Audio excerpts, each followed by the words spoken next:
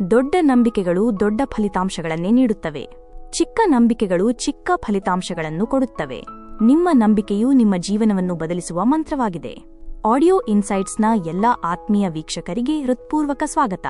ನಾವು ಇಲ್ಲಿ ನಿಮ್ಮ ಜೀವನವನ್ನು ಸಮೃದ್ಧಗೊಳಿಸಲು ಮತ್ತು ನಿಮ್ಮ ಮನಸ್ಸಿನ ಸಾಮರ್ಥ್ಯವನ್ನು ಅನಾವರಣಗೊಳಿಸಲು ಸಹಾಯ ಮಾಡುವ ಜಗತ್ತಿನ ಶ್ರೇಷ್ಠ ಪುಸ್ತಕಗಳ ಸಾರಾಂಶಗಳನ್ನು ನಿಮ್ಮ ಮುಂದೆ ತರುತ್ತೇವೆ. ಇಂದಿನ ನಮ್ಮ ಚರ್ಚೆಯ ವಿಷಯವು ಕೇವಲ ಒಂದು ಪುಸ್ತಕದ ಸಾರಾಂಶವಲ್ಲ, ಬದಲಿಗೆ ಯಶಸ್ಸಿನ ಪ್ರಥಮ ಸೂತ್ರವನ್ನು ಬೋಧಿಸುವ ಜೀವನ ಪಾಠವಾಗಿದೆ. ಇಂದು ನಾವು ಡೇವಿಡ್ ಜೆ ಶ್ವಾರ್ಟ್ಸ್ ರವರ ಅದ್ಭುತ ಕೃತಿ the magic of thinking big ಕುರಿತು ವಿವರವಾಗಿ ಮಾತನಾಡಲಿದ್ದೇವೆ. ಈ ಪುಸ್ತಕವು ನಿಮ್ಮ ಆಲೋಚನೆಗಳ ಶಕ್ತಿಯನ್ನು ಹೇಗೆ ಅರಿತುಕೊಳ್ಳಬೇಕು ಮತ್ತು ನಿಮ್ಮ ಕನಸುಗಳನ್ನು ನನಸಾಗಿಸುವ ನಿಟ್ಟಿನಲ್ಲಿ ಹೇಗೆ ಬೃಹತ್ ಹೆಜ್ಜೆ ಇಡಬೇಕು ಎಂಬುದರ ಕುರಿತು ಒಂದು ಮಾರ್ಗದರ್ಶಿಯಾಗಿದೆ. ನಾವು ನೀಡುವ ಪ್ರತಿಯೊಂದು ವಿಚಾರವೂ ನಿಮ್ಮ ಅಂತರಂಗದ ಧ್ವನಿಯನ್ನು ಬಲಪಡಿಸುವಂತಿರಲಿ ಎಂದು ನಮ್ಮ ಆಶಯ. ಅಧ್ಯಾಯ 1: ನಂಬಿಕೆಯ ಅಗಾಧ ಶಕ್ತಿ. ನಿಮ್ಮೆಲ್ಲರ ಬಳಿ ನಾನು ಒಂದು ಪ್ರಶ್ನೆ ಕೇಳಲು ಬಯಸುತ್ತೇನೆ.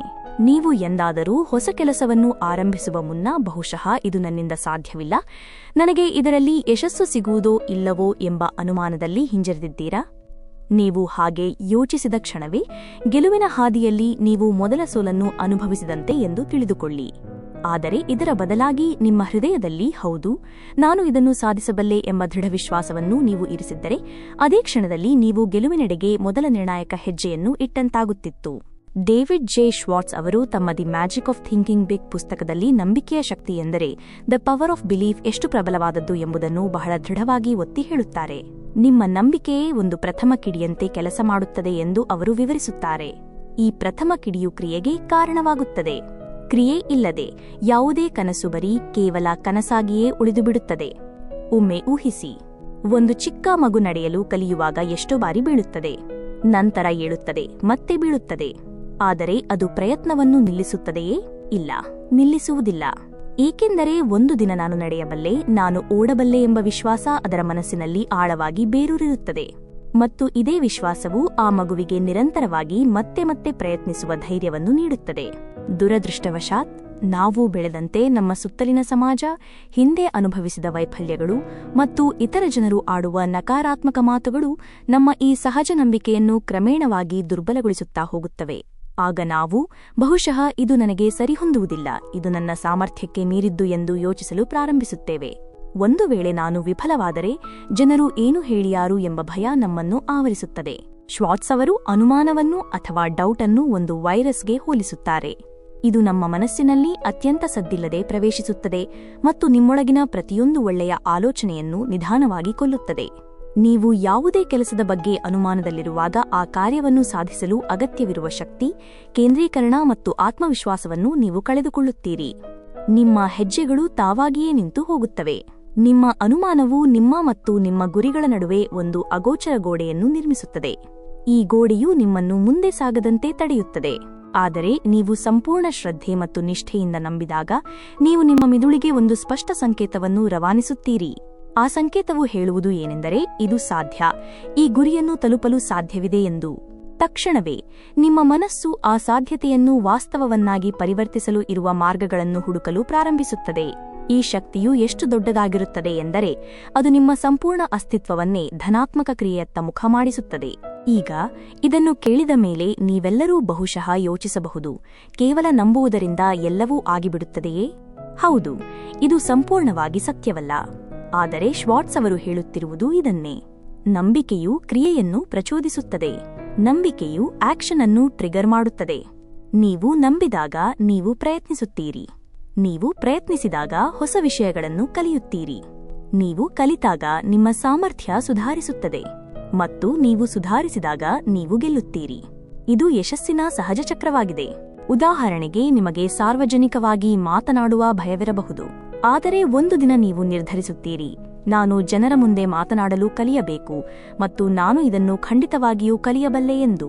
ಈ ಒಂದು ದೃಢ ಯೋಚನೆಯು ನಿಮ್ಮಲ್ಲಿ ಅನೇಕ ಬದಲಾವಣೆಗಳನ್ನು ತರುತ್ತದೆ. ನೀವು ತಕ್ಷಣ ಆನ್ಲೈನ್ ವಿಡಿಯೋಗಳನ್ನು ನೋಡಲು ಪ್ರಾರಂಭಿಸುತ್ತೀರಿ. ಕನ್ನಡಿಯ ಮುಂದೆ ನಿಂತು ಅಭ್ಯಾಸ ಮಾಡುತ್ತೀರಿ. ಚಿಕ್ಕ ಗುಂಪುಗಳಲ್ಲಿ ಮಾತನಾಡುವುದನ್ನು ಪ್ರಾರಂಭಿಸುತ್ತೀರಿ ಮತ್ತು ನಿಧಾನವಾಗಿ ನೀವು ಆತ್ಮವಿಶ್ವಾಸವುಳ್ಳ ಭಾಷಣಕಾರರಾಗಿ ಹೊರಹೊಮ್ಮುತ್ತೀರಿ. ಆದರೆ ಮೊದಲ ದಿನವೇ ನೀವು ನನ್ನಿಂದ ಇದು ಆಗುವುದಿಲ್ಲ ಎಂಬ ಅನುಮಾನದಲ್ಲಿ ಉಳಿದಿದ್ದರೆ ನೀವು ಎಂದಿಗೂ ಈ ಪ್ರಯಾಣವನ್ನು ಪ್ರಾರಂಭಿಸುತ್ತಿರಲಿಲ್ಲ. ಇಲ್ಲಿಯೇ ನಂಬಿಕೆ ಮತ್ತು ಅನುಮಾನದ ನಡುವಿನ ವ್ಯತ್ಯಾಸ ಸ್ಪಷ್ಟವಾಗುತ್ತದೆ. ಶ್ವಾರ್ಟ್ಸ್ ಅವರು ಯಶಸ್ವಿ ಜನರನ್ನು ಮತ್ತು ಸಾಮಾನ್ಯ ಜನರನ್ನು ಬಹಳ ಸೂಕ್ಷ್ಮವಾಗಿ ಗಮನಿಸಿದ್ದಾರೆ. ಯಶಸ್ವಿ ಜನರು ಸಾಮಾನ್ಯ ಜನರಿಗಿಂತ ಹೆಚ್ಚು ಬುದ್ಧಿವಂತರು ಅಥವಾ ಪ್ರತಿಭಾವಂತರೂ ಆಗಿರುವುದಿಲ್ಲ. ವ್ಯತ್ಯಾಸವಿರುವುದು ಅವರ ಮನಸ್ಥಿತಿಯಲ್ಲಿ ಮಾತ್ರ. ಯಶಸ್ವಿ ಮನಸ್ಥಿತಿಯುಳ್ಳವರು ನಾವು ಯಶಸ್ಸಿಗೆ ಅರ್ಹರು ಎಂದು ನಂಬುತ್ತಾರೆ. ಮತ್ತು ಒಬ್ಬ ವ್ಯಕ್ತಿಯು ತಾನು ದೊಡ್ಡದನ್ನು ಸಾಧಿಸಬಲ್ಲೆ ಎಂದು ನಂಬಿದಾಗ ಅವನು ದೊಡ್ಡ ಕೆಲಸಗಳನ್ನು ಮಾಡಲು ಪ್ರೇರಿತನಾಗುತ್ತಾನೆ. ಅಂತಹ ಜನರು ತಮ್ಮ ಮುಂದೆ ಬರುವ ಅಡೆತಡೆಗಳನ್ನು ಕ್ಷಮೆಯಾಚನೆಗಳಿಗೆ ಅಥವಾ ನೆಪಗಳಿಗೆ ಬಳಸಿಕೊಳ್ಳುವುದಿಲ್ಲ. ಬದಲಿಗೆ ಆ ಅಡೆತಡೆಗಳನ್ನು ಭೇದಿಸಿ ಮುನ್ನುಗ್ಗುತ್ತಾರೆ. ವೈಫಲ್ಯವನ್ನು ಸೋಲಿಗೆ ಕಾರಣವನ್ನಾಗಿ ಮಾಡದೆ ಅದನ್ನು ಮುಂದಿನ ಹೆಜ್ಜೆ ಇಡಲು ಒಂದು ಮೆಟ್ಟಿಲನ್ನಾಗಿ ಬಳಸುತ್ತಾರೆ. ನಂಬಿಕೆಯು ಒಂದು ಭಾವನಾತ್ಮಕ ಎಂಜಿನ್ನಂತೆ ಕೆಲಸ ಮಾಡುತ್ತದೆ. ನೀವು ನಂಬಿದಾಗ ನಿಮ್ಮೊಳಗೆ ಒಂದು ಉರಿಯುವ ಆಸೆ, ಒಂದು ಬರ್ನಿಂಗ್ ಡಿಸೈರ್ ಹುಟ್ಟಿಕೊಳ್ಳುತ್ತದೆ. ಆ ಆಸೆಯೇ ನಿಮ್ಮನ್ನು ಪ್ರತಿದಿನ ಬೆಳಿಗ್ಗೆ ಬೇಗ ಏಳಲು ಪ್ರೇರೇಪಿಸುತ್ತದೆ. ಅದು ನಿಮ್ಮನ್ನು ಸುಸ್ತಾಗಲು ಬಿಡುವುದಿಲ್ಲ.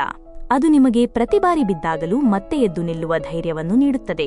ಡೇವಿಡ್ ಜೆ ಶ್ವಾರ್ಟ್ಸ್ ಅವರು ಒಂದು ಮಹತ್ವದ ಅಂಶವನ್ನು ಹೇಳುತ್ತಾರೆ. ನೀವೇ ನಿಮ್ಮ ಮೇಲೆ ನಂಬಿಕೆ ಇಡದಿದ್ದರೆ ಬೇರೆ ಯಾರಾದರೂ ಏಕೆ ನಿಮ್ಮನ್ನು ನಂಬಬೇಕು? ನಿಮ್ಮ ಮೇಲೆ ವಿಶ್ವಾಸವಿಡುವುದು ನಿಮ್ಮ ಜೀವನದಲ್ಲಿ ನೀವು ಮಾಡುವ ಮೊದಲ ಮತ್ತು ಅತ್ಯಂತ ದೊಡ್ಡ ಹೂಡಿಕೆಯಾಗಿದೆ. ಆದರೆ ಈ ನಂಬಿಕೆ ಎಂಬುದು ಒಂದು ಮಾಂತ್ರಿಕ ತಂತ್ರವಲ್ಲ. ಇಂದು ಯೋಚಿಸಿದೆವು, ನಾಳೆಯಿಂದ ಎಲ್ಲವೂ ಪರಿಪೂರ್ಣವಾಯಿತು ಎಂದು ಹೇಳಲು ಸಾಧ್ಯವಿಲ್ಲ. ಆರಂಭದಲ್ಲಿ ನೀವು ನಕಲಿ ಆತ್ಮವಿಶ್ವಾಸವನ್ನು ಅನುಭವಿಸಬಹುದು, ಭಯವೂ ಇರಬಹುದು. ಆದರೆ ಆ ಭಯವನ್ನು ಎದುರಿಸುವುದೇ ನಂಬಿಕೆ ಎಂದು ಕರೆಯಲ್ಪಡುತ್ತದೆ. ನೀವು ಎಷ್ಟು ಹೆಚ್ಚು ನಂಬುತ್ತೀರೋ ಅಷ್ಟೇ ಹೆಚ್ಚು ಬಾರಿ ಕ್ರಿಯೆಗಳನ್ನು ತೆಗೆದುಕೊಳ್ಳುತ್ತೀರಿ, ಮತ್ತು ನೀವು ಎಷ್ಟು ಹೆಚ್ಚು ಕ್ರಿಯೆಗಳನ್ನು ತೆಗೆದುಕೊಳ್ಳುತ್ತೀರೋ ನಿಮ್ಮ ನಂಬಿಕೆಯು ಅಷ್ಟೇ ಬಲಗೊಳ್ಳುತ್ತದೆ. ಇದು ಒಂದು ಧನಾತ್ಮಕ ಚಕ್ರ. ನಂಬಿಕೆಯು ಕ್ರಿಯೆಗೆ ಕಾರಣವಾಗುತ್ತದೆ, ಕ್ರಿಯೆಯು ಯಶಸ್ಸಿಗೆ ಕಾರಣವಾಗುತ್ತದೆ, ಮತ್ತು ಯಶಸ್ಸು ನಿಮ್ಮ ನಂಬಿಕೆಯನ್ನು ಇನ್ನಷ್ಟು ಬಲಪಡಿಸುತ್ತದೆ. ಶ್ವಾರ್ಟ್ಸ್ ಅವರು ಮತ್ತೊಂದು ಆಸಕ್ತಿದಾಯಕ ಅಂಶವನ್ನು ತಿಳಿಸುತ್ತಾರೆ. ನಕಾರಾತ್ಮಕ ಆಲೋಚನೆಗಳು ಜನರ ಸುತ್ತಲೂ ಹೇಗೆ ನಕಾರಾತ್ಮಕತೆಯನ್ನು ಹರಡುತ್ತವೆಯೋ ಅದೇ ರೀತಿ ಪ್ರಬಲವಾದ ನಂಬಿಕೆಯು ಇತರರಿಗೂ ಸ್ಫೂರ್ತಿ ನೀಡುತ್ತದೆ. ನೀವು ನಿಮ್ಮ ಮೇಲೆ ಮತ್ತು ನಿಮ್ಮ ವಿಚಾರಗಳ ಮೇಲೆ ವಿಶ್ವಾಸವಿಟ್ಟಾಗ ಜನರು ನಿಮ್ಮನ್ನು ಗಂಭೀರವಾಗಿ ಪರಿಗಣಿಸಲು ಪ್ರಾರಂಭಿಸುತ್ತಾರೆ. ನೀವು ಒಂದು ಆಯಸ್ಕಾಂತದಂತೆ ಆಗುತ್ತೀರಿ.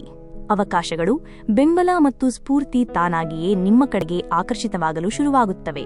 ಉದಾಹರಣೆಗೆ, ಒಬ್ಬ ವ್ಯಕ್ತಿ ಒಂದು ಹೊಸ ವ್ಯವಹಾರವನ್ನು ಪ್ರಾರಂಭಿಸಿ ನನಗೆ ಇದು ಖಂಡಿತವಾಗಿ ಯಶಸ್ವಿಯಾಗುತ್ತದೆ ಎಂಬ ಸಂಪೂರ್ಣ ವಿಶ್ವಾಸದಿಂದ ಮಾತನಾಡಿದರೆ ಜನರು ತಾನಾಗಿಯೇ ಅವರ ಮಾತುಗಳಿಗೆ ಗಮನ ಕೊಡುತ್ತಾರೆ, ಹೂಡಿಕೆ ಮಾಡುತ್ತಾರೆ ಮತ್ತು ಅವರಿಗೆ ಬೆಂಬಲ ನೀಡುತ್ತಾರೆ. ಆದರೆ ಅದೇ ವ್ಯಕ್ತಿ ನೋಡೋಣ ಏನಾಗುತ್ತದೆ, ಬಹುಶಃ ಕೆಲಸ ಮಾಡಬಹುದು ಎಂದು ಹೇಳಿದರೆ ಜನರು ಸಹ ಅನಿಶ್ಚಿತತೆಯನ್ನು ಅನುಭವಿಸುತ್ತಾರೆ. ನಿಮ್ಮ ನಂಬಿಕೆಯ ಮಟ್ಟವು ನೀವು ಇತರರ ಮೇಲೆ ಬೀರುವ ಪ್ರಭಾವವನ್ನು ನಿರ್ಧರಿಸುತ್ತದೆ. ಆದ್ದರಿಂದ ಶ್ವಾರ್ಟ್ಸ್ ಅವರು ನಮಗೆ ಸಲಹೆ ನೀಡುತ್ತಾರೆ, ಯಾವುದೇ ಕೆಲಸವನ್ನು ಪ್ರಾರಂಭಿಸುವ ಮೊದಲು ನಿಮ್ಮೊಳಗಿನ ನಂಬಿಕೆಯನ್ನು ಪರೀಕ್ಷಿಸಿಕೊಳ್ಳಿ. ನಿಮ್ಮನ್ನೇ ನೀವು ಕೇಳಿಕೊಳ್ಳಿ, ನಾನು ಇದನ್ನು ಮಾಡಲು ಸಾಧ್ಯ ಎಂದು ನಾನು ನಿಜವಾಗಿಯೂ ನಂಬುತ್ತೇನೆಯೇ?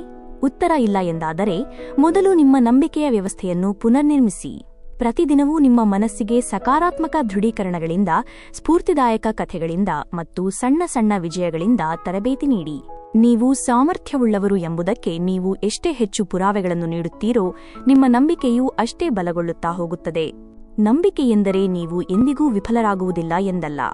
ವೈಫಲ್ಯಗಳು ಎಲ್ಲರಿಗೂ ಆಗುತ್ತವೆ. ವ್ಯತ್ಯಾಸವಿರುವುದು ಮನೋಭಾವದಲ್ಲಿ. ನೀವು ನಂಬಿದಾಗ ವೈಫಲ್ಯವನ್ನು ಅಂತ್ಯವೆಂದು ತಿಳಿಯದೆ ಅದು ಒಂದು ಪ್ರತಿಕ್ರಿಯೆ, ಒಂದು ಫೀಡ್ಬ್ಯಾಕ್ ಎಂದು ಅರ್ಥಮಾಡಿಕೊಳ್ಳುತ್ತೀರಿ. ಮತ್ತು ಈ ಮನೋಭಾವವೇ ನಿಮಗೆ ಮತ್ತೊಮ್ಮೆ ಪ್ರಯತ್ನಿಸುವ ಧೈರ್ಯವನ್ನು ನೀಡುತ್ತದೆ. ಆದ್ದರಿಂದ ನೀವು ನಿಜವಾಗಿಯೂ ಏನಾದರೂ ದೊಡ್ಡದನ್ನು ಸಾಧಿಸಲು ಬಯಸಿದರೆ, ಅದು ಉದ್ಯೋಗವಿರಲಿ, ಸಂಬಂಧವಿರಲಿ, ಆರೋಗ್ಯವಿರಲಿ ಅಥವಾ ಯಾವುದೇ ಕನಸಿನ ಯೋಜನೆಯಾಗಿರಲಿ, ಮೊದಲು ನಿಮ್ಮ ನಂಬಿಕೆಯನ್ನು ಹೊಳಪುಕೊಡಿ. ನಿಮ್ಮೊಳಗಿನ ಅನುಮಾನಗಳನ್ನು ಹೊರಹಾಕಿ ಮತ್ತು ನಿಮ್ಮೊಂದಿಗೆ ನೀವೇ ಹೇಳಿ, ಹೌದು, ನಾನು ಮಾಡಬಲ್ಲೆ, ಐ ಕ್ಯಾನ್ ಎಂದು. ಏಕೆಂದರೆ ನೀವು ನಂಬಿದಾಗ ಮಾತ್ರ ನೀವು ಚಲಿಸಲು ಪ್ರಾರಂಭಿಸುತ್ತೀರಿ, ಮತ್ತು ನೀವು ಚಲಿಸಿದಾಗ ಮಾತ್ರ ಪ್ರಪಂಚವು ನಿಮ್ಮ ದಾರಿಯಲ್ಲಿ ಮಾರ್ಗಗಳನ್ನು ರಚಿಸಲು ಪ್ರಾರಂಭಿಸುತ್ತದೆ. ಯಾವಾಗಲೂ ನೆನಪಿಡಿ, ನಂಬಿಕೆಯಿಂದಲೇ ಪ್ರಾರಂಭವಾಗುತ್ತದೆ ಮತ್ತು ಪ್ರಾರಂಭವೇ ಗುರಿಯೆಡೆಗಿನ ಮೊದಲ ಹೆಜ್ಜೆ. ದೊಡ್ಡದಾಗಿ ನಂಬಿ, ದೊಡ್ಡದಾಗಿ ಯೋಚಿಸಿ, ದೊಡ್ಡದಾಗಿ ಕಾರ್ಯನಿರ್ವಹಿಸಿ. ಏಕೆಂದರೆ ಚಿಕ್ಕ ನಂಬಿಕೆಗಳು ಚಿಕ್ಕ ಫಲಿತಾಂಶಗಳನ್ನೇ ನೀಡುತ್ತವೆ. ದೊಡ್ಡ ನಂಬಿಕೆಗಳು ನಿಮ್ಮ ಜೀವನವನ್ನೇ ಬದಲಾಯಿಸುತ್ತವೆ. ಅಧ್ಯಾಯ 2: ಕ್ಷಮಾಯಾಚನೆ ರೋಗದ ವಿರುದ್ಧ ಹೋರಾಟ, ಎಕ್ಸ್ಕ್ಯೂಸೈಟಿಸ್. ನಾವು ದೊಡ್ಡ ಕೆಲಸವನ್ನು ಮಾಡಲು ಯೋಚಿಸಿದಾಗ ನಮ್ಮ ಮನಸ್ಸಿನಲ್ಲಿ ಮೊದಲು ಬರುವ ಅಂಶ ಯಾವುದು ಎಂದು ನೀವು ಎಂದಾದರೂ ಗಮನಿಸಿದ್ದೀರಾ? ಅದು ನೆಪಗಳು, ಎಕ್ಸ್ಕ್ಯೂಸ್ಗಳು.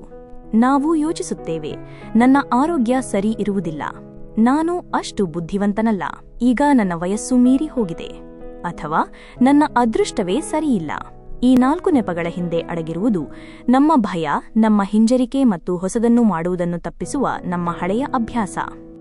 ಡೇವಿಡ್ ಜೆ ಶ್ವಾರ್ಟ್ಸ್ ಅವರು ತಮ್ಮ the magic of thinking big ಪುಸ್ತಕದಲ್ಲಿ ಈ ಮಾನಸಿಕ ಸಮಸ್ಯೆಗೆ ಒಂದು ಹೆಸರನ್ನು ನೀಡುತ್ತಾರೆ. ಅದುವೇ ಎಕ್ಸ್ಕ್ಯೂಸೈಟಿಸ್, ಕ್ಷಮಾಯಾಚನೆ ರೋಗ. ಇದು ಯಾವುದೇ ವೈದ್ಯಕೀಯ ಕಾಯಿಲೆಯಲ್ಲ, ಆದರೆ ಇದು ಒಂದು ಮಾನಸಿಕ ಕಾಯಿಲೆಯಾಗಿದ್ದು ಅದು ಮನುಷ್ಯನ ಪ್ರಗತಿಯನ್ನು ಅತ್ಯಂತ ನಿಶ್ಶಬ್ದವಾಗಿ ಕೊಲ್ಲುತ್ತದೆ. ಶ್ವಾರ್ಟ್ಸ್ ಹೇಳುವ ಪ್ರಕಾರ ಎಕ್ಸ್ಕ್ಯೂಸೈಟಿಸ್ ಎಂದರೆ ಒಬ್ಬ ವ್ಯಕ್ತಿಯು ತನ್ನ ವೈಫಲ್ಯ ಅಥವಾ ಕ್ರಿಯೆಯ ಕೊರತೆಗೆ ಪ್ರತಿ ಬಾರಿಯೂ ಒಂದು ನೆಪವನ್ನು ಹುಡುಕುವ ಅಭ್ಯಾಸ. ಮತ್ತು ಈ ನೆಪಗಳು ಎಷ್ಟು ಸಾಮಾನ್ಯವಾಗಿದೆ ಎಂದರೆ ಹೆಚ್ಚಿನ ಜನರು ಇದನ್ನು ಗಮನಿಸದೆ ತಮ್ಮ ಜೀವನದಲ್ಲಿ ಒಪ್ಪಿಕೊಳ್ಳುತ್ತಾರೆ. ನಾವು ಈಗ ಈ 4 ಸಾಮಾನ್ಯ ನೆಪಗಳನ್ನು ವಿವರವಾಗಿ ವಿಶ್ಲೇಷಿಸಿ ಅವುಗಳನ್ನು ಹೇಗೆ ಜಯಿಸಬೇಕು ಎಂಬುದನ್ನು ನೋಡೋಣ. 1. ಕೆಟ್ಟ ಆರೋಗ್ಯದ ನೆಪ. ಬಹಳಷ್ಟು ಜನರು ನನ್ನ ಆರೋಗ್ಯ ಸರಿಯಿಲ್ಲ, ನಾನು ರಿಸ್ಕ್ ತೆಗೆದುಕೊಳ್ಳಲು ಸಾಧ್ಯವಿಲ್ಲ, ಕಷ್ಟದ ಕೆಲಸ ಮಾಡಲು ಸಾಧ್ಯವಿಲ್ಲ ಎಂದು ಹೇಳುತ್ತಾರೆ. ಆದರೆ ಶ್ವಾರ್ಟ್ಸ್ ಅವರು ಹೇಳುವುದೇನೆಂದರೆ ಜಗತ್ತಿನಲ್ಲಿ ಸಾವಿರಾರು ಜನರಿದ್ದಾರೆ, ಅವರು ತೀವ್ರವಾದ ಆರೋಗ್ಯ ಸಮಸ್ಯೆಗಳಿದ್ದರೂ ದೊಡ್ಡ ದೊಡ್ಡ ಯಶಸ್ಸನ್ನು ಸಾಧಿಸಿದ್ದಾರೆ. ಉದಾಹರಣೆಗೆ ಹೆಲೆನ್ ಕೆಲ್ಲರ್ ಅವರನ್ನು ನೋಡಿ. ಅವರು ನೋಡಲು ಸಾಧ್ಯವಿರಲಿಲ್ಲ, ಕೇಳಲು ಸಾಧ್ಯವಿರಲಿಲ್ಲ, ಆದರೆ ಲಕ್ಷಾಂತರ ಜನರಿಗೆ ಸ್ಫೂರ್ತಿಯಾದರು. ಅವರ ಅಂಗವೈಕಲ್ಯವು ಅವರನ್ನು ತಡೆಯಲಿಲ್ಲ. ನೀವು ನಿಮ್ಮ ಶಕ್ತಿಯನ್ನು ಆರೋಗ್ಯದ ನೆಪಗಳಲ್ಲಿ ವ್ಯರ್ಥ ಮಾಡುವ ಬದಲು ಅದನ್ನು ಸರಿಯಾದ ಆಹಾರ, ಸ್ವಲ್ಪ ವ್ಯಾಯಾಮ ಮತ್ತು ಸಾಕಷ್ಟು ವಿಶ್ರಾಂತಿಯಲ್ಲಿ ತೊಡಗಿಸಿದರೆ ನಿಮ್ಮ ಆರೋಗ್ಯವು ತಾನಾಗಿಯೇ ಸುಧಾರಿಸಲು ಪ್ರಾರಂಭಿಸುತ್ತದೆ. ಆರೋಗ್ಯವನ್ನು ನೆಪವನ್ನಾಗಿ ಮಾಡುವುದನ್ನು ನಿಲ್ಲಿಸಿ ಮತ್ತು ಅದನ್ನು ನಿಮ್ಮ ಕನಸುಗಳನ್ನು ಪೂರೈಸಲು ಇರುವ ಪ್ರೇರಣೆಯನ್ನಾಗಿ ಮಾಡಿ. ನಾನು ಫಿಟ್ ಆಗಿ ನನ್ನ ಗುರಿಗಳನ್ನು ಸಾಧಿಸುತ್ತೇನೆ ಎಂದು ದೃಢ ಸಂಕಲ್ಪ ಮಾಡಿ. 2. ಬುದ್ಧಿಮತ್ತೆಯ ಕೊರತೆಯ ನೆಪ. ಅನೇಕ ಜನರು ನಾನು ಹುಟ್ಟಿನಿಂದಲೇ ಬುದ್ಧಿವಂತನಲ್ಲ, ಆದ್ದರಿಂದ ನನಗೆ ಯಶಸ್ಸು ಸಿಗಲು ಸಾಧ್ಯವಿಲ್ಲ ಎಂದು ಭಾವಿಸುತ್ತಾರೆ. ಆದರೆ ಬುದ್ಧಿಮತ್ತೆ ಎಂದರೆ ಕೇವಲ ಐಕ್ಯೂ ಪರೀಕ್ಷೆಯಲ್ಲಿ ಅಂಕ ಪಡೆಯುವುದಲ್ಲ. ಬುದ್ಧಿವಂತ ವ್ಯಕ್ತಿ ಎಂದರೆ ಎಲ್ಲವನ್ನೂ ತಿಳಿದಿರುವವನಲ್ಲ, ಬದಲಿಗೆ ಕಲಿಯುವುದನ್ನು ತಿಳಿದಿರುವವನು. ನಿಮಗೆ ನೀವು ಪ್ರತಿಭಾವಂತ ಜೀನಿಯಸ್ ಅಲ್ಲ ಎಂದು ಅನಿಸಿದರೆ ಚಿಂತಿಸಬೇಡಿ. ಕಲಿಯಿರಿ, ಪ್ರಯತ್ನಿಸಿ ಮತ್ತು ಸುಧಾರಣೆ ಕಂಡುಕೊಳ್ಳಿ. ಜಗತ್ತಿನ ಅತಿ ದೊಡ್ಡ ಉದ್ಯಮಿಗಳು ಅಥವಾ ನಾಯಕರಲ್ಲಿ ಹಲವರು ಶಾಲೆಯಲ್ಲಿ ಸಾಮಾನ್ಯ ವಿದ್ಯಾರ್ಥಿಗಳಾಗಿದ್ದರು. ವ್ಯತ್ಯಾಸವಿರುವುದು ಒಂದೇ: ಅವರು ನೆಪಗಳನ್ನು ಹೇಳಲಿಲ್ಲ, ಅವರು ಕಾರ್ಯನಿರ್ವಹಿಸಿದರು. ಶ್ವಾರ್ಟ್ಸ್ ಅವರು ಒಂದು ಮಹತ್ವದ ಮಾತನ್ನು ಹೇಳುತ್ತಾರೆ: ಕೇವಲ ಸಹಜ ಬುದ್ಧಿಮತ್ತೆಗಿಂತ ಯೋಚಿಸುವ ಶಕ್ತಿ, ಕಲಿಯುವ ಮನೋಭಾವ ಮತ್ತು ನಿರಂತರ ಪ್ರಯತ್ನ ಹೆಚ್ಚು ಮುಖ್ಯ. ನಿಮ್ಮ ಬುದ್ಧಿಮತ್ತೆ ಒಂದು ಸ್ಥಿರ ವಿಷಯವಲ್ಲ, ಅದು ನಿರಂತರವಾಗಿ ಕಲಿಯುವ ಮೂಲಕ ಬೆಳೆಯುತ್ತದೆ. 3. ವಯಸ್ಸಿನ ನೆಪ. ಬಹಳ ಹಳೆಯ ಅಥವಾ ಬಹಳ ಚಿಕ್ಕ. ಇದು ಕೂಡ ಒಂದು ಸಾಮಾನ್ಯ ನೆಪ. ಕೆಲವರು ಈಗ ನನ್ನ ವಯಸ್ಸಾಗಿದೆ, ನನ್ನ ಅವಕಾಶಗಳು ಮುಗಿದಿವೆ ಎನ್ನುತ್ತಾರೆ. ಇನ್ನು ಕೆಲವರು ನಾನು ಇನ್ನೂ ಚಿಕ್ಕವನು, ಅನುಭವ ಇಲ್ಲ ಎನ್ನುತ್ತಾರೆ. ಆದರೆ ವಾಸ್ತವವಾಗಿ ಯಶಸ್ಸಿಗೆ ಸರಿಯಾದ ವಯಸ್ಸು ಎಂಬುದೇ ಇಲ್ಲ. ಕರ್ನಲ್ ಸ್ಯಾಂಡರ್ಸ್ ಅವರು ಕೆಎಫ್ಸಿ ಕಂಪನಿಯನ್ನು ತಮ್ಮ 60ರ ದಶಕದಲ್ಲಿ ಪ್ರಾರಂಭಿಸಿದರು. ಮತ್ತು ಇಂದಿನ ದಿನಮಾನಗಳಲ್ಲಿ 15-16 ವರ್ಷದ ಯುವಕರು ತಮ್ಮದೇ ಆದ ವ್ಯವಹಾರಗಳನ್ನು ಪ್ರಾರಂಭಿಸುತ್ತಿದ್ದಾರೆ. ವಯಸ್ಸು ಕೇವಲ ಒಂದು ಸಂಖ್ಯೆ. ಮುಖ್ಯವಾಗಿರುವುದು ನಿಮ್ಮ ಮನಸ್ಥಿತಿ. ನಿಮ್ಮ ವಯಸ್ಸು ನಿಮ್ಮ ಶಕ್ತಿಯಾಗಬಹುದು ಎಂದು ನೀವು ನಂಬಿದರೆ ಅದು ನಿಜವಾಗಿಯೂ ಆಗುತ್ತದೆ. ನೀವು ಯುವಕರಾಗಿದ್ದರೆ ನಿಮ್ಮಲ್ಲಿರುವ ಶಕ್ತಿಯ ಬಗ್ಗೆ ಹೆಮ್ಮೆಪಡಿ. ನೀವು ಹಿರಿಯರಾಗಿದ್ದರೆ ನಿಮ್ಮಲ್ಲಿರುವ ಅನುಭವದ ಬಗ್ಗೆ ಹೆಮ್ಮೆಪಡಿ. ವಯಸ್ಸನ್ನು ನಿಮ್ಮ ಪ್ರಗತಿಯ ಅಡೆತಡೆಯಾಗಲು ಬಿಡಬೇಡಿ. 4. ಅದೃಷ್ಟದ ನೆಪ. 4ನೆಯ ಮತ್ತು ಬಹುಶಃ ಅತ್ಯಂತ ಅಪಾಯಕಾರಿ ನೆಪವೆಂದರೆ ಅದೃಷ್ಟ. ಜನರು ನನ್ನ ಅದೃಷ್ಟವೇ ಕೆಟ್ಟಿದೆ, ಅವನು ಅದೃಷ್ಟಶಾಲಿ, ಆದ್ದರಿಂದ ಗೆದ್ದಿದ್ದಾನೆ ಎಂದು ಹೇಳುತ್ತಾರೆ. ಶ್ವಾರ್ಟ್ಸ್ ಅವರು ಇದನ್ನು ಅತ್ಯಂತ ಅಪಾಯಕಾರಿ ನೆಪ ಎಂದು ಕರೆಯುತ್ತಾರೆ, ಏಕೆಂದರೆ ಇದು ಮನುಷ್ಯನನ್ನು ಶಕ್ತಿಹೀನನನ್ನಾಗಿ ಮಾಡುತ್ತದೆ. ನಿಮ್ಮ ಯಶಸ್ಸು ಅಥವಾ ವೈಫಲ್ಯಕ್ಕೆ ಅದೃಷ್ಟವನ್ನೇ ಕಾರಣವೆಂದು ನೀವು ನಂಬಲು ಪ್ರಾರಂಭಿಸಿದಾಗ ನೀವು ಕ್ರಿಯೆಗಳನ್ನು ತೆಗೆದುಕೊಳ್ಳುವುದನ್ನು ನಿಲ್ಲಿಸಿಬಿಡುತ್ತೀರಿ. ಯಶಸ್ವಿ ಜನರು ಅದೃಷ್ಟಕ್ಕಾಗಿ ಕಾಯುವುದಿಲ್ಲ ಎಂದು ಶ್ವಾರ್ಟ್ಸ್ ವಿವರಿಸುತ್ತಾರೆ. ಅವರು ಶ್ರಮವಹಿಸುತ್ತಾರೆ, ಅವಕಾಶಗಳನ್ನು ತಾವೇ ಸೃಷ್ಟಿಸುತ್ತಾರೆ, ಮತ್ತು ಅವಕಾಶ ಬಂದಾಗ ಅವರು ಸಿದ್ಧರಾಗಿರುತ್ತಾರೆ. ಅದೃಷ್ಟವನ್ನು ನಿಯಂತ್ರಿಸಲು ಸಾಧ್ಯವಿಲ್ಲ, ಆದರೆ ತಯಾರಿಕೆ ಮತ್ತು ನಿಮ್ಮ ಮನೋಭಾವವೂ ನಿಮ್ಮ ನಿಯಂತ್ರಣದಲ್ಲಿವೆ. ಸಿದ್ಧರಾಗಿರುವವರೇ ಸಾಮಾನ್ಯವಾಗಿ ಅದೃಷ್ಟಶಾಲಿಗಳಾಗುತ್ತಾರೆ. ಅದೃಷ್ಟದ ಬಾಗಿಲು ಬಡಿಯುವ ಮೊದಲು ನೀವು ಸಿದ್ಧರಾಗಿರಬೇಕು. ಈ 4 ನೆಪಗಳಲ್ಲಿ ನೀವು ಯಾವುದನ್ನಾದರೂ ನಂಬಿದರೆ, ಆರೋಗ್ಯ, ಬುದ್ಧಿಮತ್ತೆ, ವಯಸ್ಸು ಅಥವಾ ಅದೃಷ್ಟ, ನೀವು ನಿಜವಾಗಿಯೂ ಏನಾದರೂ ದೊಡ್ಡದನ್ನು ಸಾಧಿಸಲು ಸಾಧ್ಯವಾಗುತ್ತದೆಯೇ? ಖಂಡಿತ ಇಲ್ಲ. ಶ್ವಾರ್ಟ್ಸ್ ಹೇಳುವ ಪ್ರಕಾರ ನೀವು ಪ್ರತಿ ಬಾರಿ ಒಂದು ನೆಪವನ್ನು ನೀಡಿದಾಗ ನೀವು ನಿಮ್ಮ ಪ್ರಗತಿಯನ್ನು 10 ಹೆಜ್ಜೆ ಹಿಂದಕ್ಕೆ ತಳ್ಳುತ್ತೀರಿ. ಕ್ಷಮಾಯಾಚನೆಯ ಅಭ್ಯಾಸವು ನಿಮಗೆ ಏನನ್ನೂ ನೀಡುವುದಿಲ್ಲ. ಗೌರವವಿಲ್ಲ, ಫಲಿತಾಂಶಗಳಿಲ್ಲ, ಸಂತೋಷವಿಲ್ಲ. ನೆಪಗಳನ್ನು ಹೇಳುವ ವಲಯ ಒಂದು ಆರಾಮದಾಯಕ ವಲಯ, ಆದರೆ ಈ ವಲಯವು ನಿಮ್ಮನ್ನು ಸಾಮಾನ್ಯರನ್ನಾಗಿ ಮಾಡಿಬಿಡುತ್ತದೆ. ಆದ್ದರಿಂದ ನೀವು ನಿಜವಾಗಿಯೂ ಜೀವನದಲ್ಲಿ ದೊಡ್ಡದನ್ನು ಸಾಧಿಸಲು ಬಯಸಿದರೆ ಮೊದಲು ನಿಮ್ಮ ನೆಪಗಳನ್ನು ಗುರುತಿಸಿ. ನೀವು ಯಾವಾಗ ನೆಪಗಳನ್ನು ನೀಡುತ್ತೀರಿ ಎಂಬುದನ್ನು ಗಮನಿಸಿ. ನನಗೆ ಸಮಯವಿಲ್ಲ, ನನಗೆ ಭಯವಾಗುತ್ತದೆ, ನನ್ನ ಬಳಿ ಹಣವಿಲ್ಲ ಇತ್ಯಾದಿ. ಮತ್ತು ನಿಮ್ಮನ್ನೇ ಕೇಳಿಕೊಳ್ಳಿ, ಇದು ನಿಜವಾದ ಕಾರಣವೇ ಅಥವಾ ಕೇವಲ ಒಂದು ನೆಪವೇ? ನಿಮ್ಮ ಮನಸ್ಸಿನಲ್ಲಿ ಯಾವುದೇ ನೆಪ ಬಂದಾಗ ಅದನ್ನು ಸವಾಲು ಮಾಡಿ. ಆ ನೆಪದ ಮೇಲೆ ಪ್ರಶ್ನೆ ಮಾಡಿ. ಅದೇ ಪರಿಸ್ಥಿತಿ ಬೇರೊಬ್ಬರೊಂದಿಗೆ ಇದ್ದರೆ ಅವರು ಸಹ ಸೋಲನ್ನು ಒಪ್ಪಿಕೊಳ್ಳುತ್ತಿದ್ದರೆ ಅಥವಾ ಪ್ರಯತ್ನಿಸುತ್ತಿದ್ದರೆ ಎಂದು ಯೋಚಿಸಿ. ನಂತರ ನಿಮ್ಮನ್ನೇ ಮತ್ತೊಂದು ಪ್ರಶ್ನೆ ಕೇಳಿ, ಈ ನೆಪದಿಂದ ಪಾರಾಗಲು ನಾನು ಏನು ಮಾಡಬಹುದು? ಎಕ್ಸ್ಕ್ಯೂಸೈಟಿಸ್ ರೋಗದಿಂದ ಹೊರಬರಲು ಇರುವ ಅತ್ಯುತ್ತಮ ಮಾರ್ಗವೆಂದರೆ ಕ್ರಿಯೆ. ನೆಪಕ್ಕೆ ವಿರುದ್ಧವಾದದ್ದು ಕ್ರಿಯೆ. ನೀವು ಕಾರ್ಯನಿರ್ವಹಿಸಿದಾಗ ನಿಮ್ಮ ನೆಪಗಳು ಕ್ರಮೇಣ ಮಸುಕಾಗಲು ಪ್ರಾರಂಭಿಸುತ್ತವೆ. ಉದಾಹರಣೆಗೆ, ನನ್ನ ಬಳಿ ಕೌಶಲ್ಯವಿಲ್ಲ ಎಂದು ನೀವು ಹೇಳಿದರೆ ನಿಮ್ಮ ಕ್ರಿಯೆಯು ಆ ಕೌಶಲ್ಯವನ್ನು ಕಲಿಯಲು ಪ್ರಾರಂಭಿಸುವುದಾಗಿರಬೇಕು. ನನಗೆ ಸಮಯವಿಲ್ಲ ಎಂಬ ನೆಪ ಇದ್ದರೆ ನಿಮ್ಮ ವೇಳಾಪಟ್ಟಿಯನ್ನು ನೋಡಿ ಮತ್ತು ಮುಖ್ಯವಲ್ಲದ ಕೆಲಸಗಳನ್ನು ತೆಗೆದುಹಾಕಿ ಸಮಯವನ್ನು ಕಂಡುಹಿಡಿಯುವುದು ನಿಮ್ಮ ಕ್ರಿಯೆಯಾಗಿರಬೇಕು. ಎಕ್ಸ್ಕ್ಯೂಸೈಟಿಸ್ನಿಂದ ಹೊರಬರುವುದು ಒಂದು ಅಭ್ಯಾಸದ ಕೆಲಸ. ಪ್ರಾರಂಭದಲ್ಲಿ ನಿಮ್ಮ ಮನಸ್ಸು ಪದೇ ಪದೇ ನೆಪಗಳನ್ನು ಸೃಷ್ಟಿಸುತ್ತದೆ.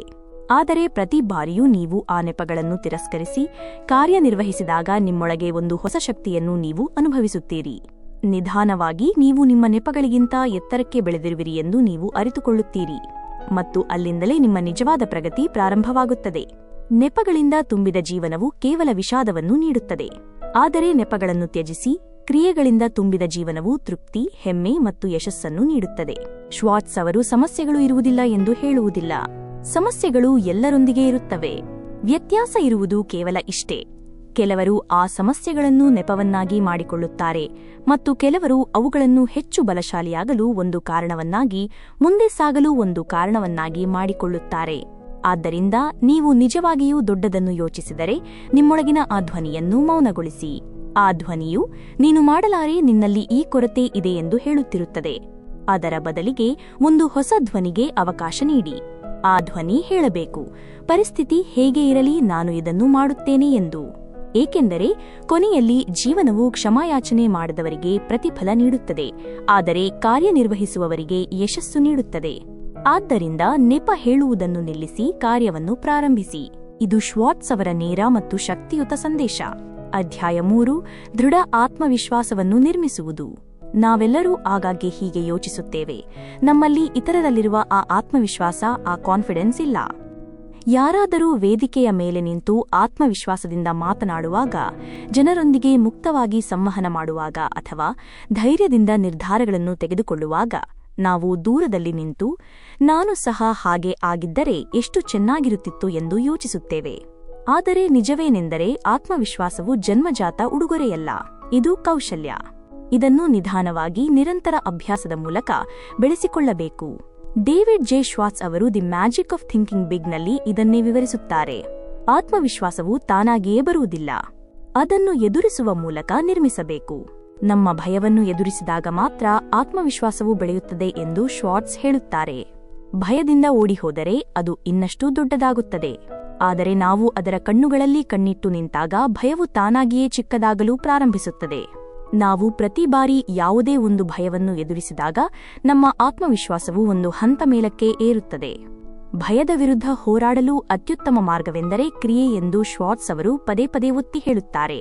ನೀವು ಎಷ್ಟು ಹೆಚ್ಚು ಕಾರ್ಯನಿರ್ವಹಿಸುತ್ತೀರೋ ಅಷ್ಟೇ ಹೆಚ್ಚು ಆತ್ಮವಿಶ್ವಾಸ ಬರುತ್ತದೆ. ಒಂದು ಮಗು ಮೊದಲ ಬಾರಿಗೆ ಸೈಕಲ್ ಓಡಿಸಲು ಕಲಿಯುವಾಗ ಯೋಚಿಸಿ. ಬೀಳುವ, ಗಾಯಗೊಳ್ಳುವ ಭಯ ಅದಕ್ಕೆ ಇರುತ್ತದೆ. ಆದರೆ ಅದು ಅಭ್ಯಾಸ ಮಾಡಿದಂತೆ ಸ್ವಲ್ಪ ಓಡಿಸಲು ಪ್ರಾರಂಭಿಸಿದಂತೆ ಬಿದ್ದು ಮತ್ತೆ ಎದ್ದಾಗ ಅದರೊಳಗೆ ಆತ್ಮವಿಶ್ವಾಸ ಮೂಡಲು ಶುರುವಾಗುತ್ತದೆ. ಇದೇ ತತ್ವ ನಮ್ಮ ಜೀವನದ ಪ್ರತಿಯೊಂದು ಕ್ಷೇತ್ರಕ್ಕೂ ಅನ್ವಯಿಸುತ್ತದೆ. ಅದು ಸಾರ್ವಜನಿಕ ಭಾಷಣವಿರಲಿ, ಹೊಸ ಜನರನ್ನು ಭೇಟಿಯಾಗುವುದಿರಲಿ ಅಥವಾ ದೊಡ್ಡ ನಿರ್ಧಾರ ತೆಗೆದುಕೊಳ್ಳುವುದಿರಲಿ. ನೀವು ಪ್ರಯತ್ನಿಸುವವರೆಗೆ ನಿಮ್ಮೊಳಗೆ ಆತ್ಮವಿಶ್ವಾಸ ಬರುವುದಿಲ್ಲ. ನಿಮ್ಮ ದೈನಂದಿನ ಜೀವನದಲ್ಲಿ ನಿಮ್ಮ ಆರಾಮ ವಲಯದಿಂದ ಹೊರಗಿರುವ ಸಣ್ಣ ಸಣ್ಣ ಕ್ರಿಯೆಗಳನ್ನು ತೆಗೆದುಕೊಳ್ಳಲು ಶ್ವಾರ್ಟ್ಸ್ ಒಂದು ಬಹಳ ಸರಳ ಮಾರ್ಗವನ್ನು ಹೇಳುತ್ತಾರೆ.